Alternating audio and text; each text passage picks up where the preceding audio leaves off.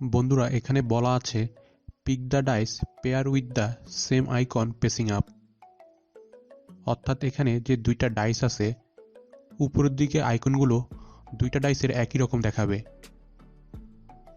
যেমন এখানে হচ্ছে ডাইন সাইডের একদম উপরেরটা,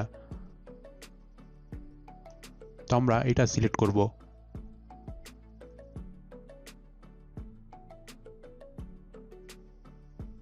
যেমন এখানে হচ্ছে একদম ডান দিকে নিচেরটা, আমরা এটা সিলেক্ট করলাম। এখানে হচ্ছে বাম সাইডে একদম উপরেরটা। এখন ভেরিফিকেশন কমপ্লিট হওয়ার জন্য অপেক্ষা করব। ইয়েসে ক্লিক করব।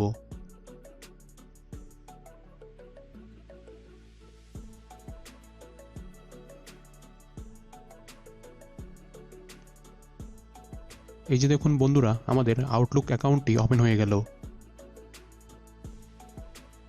বন্ধুরা ভিডিওটি যদি ভালো লেগে থাকে অবশ্যই লাইক, কমেন্ট এবং শেয়ার করতে ভুলবেন না।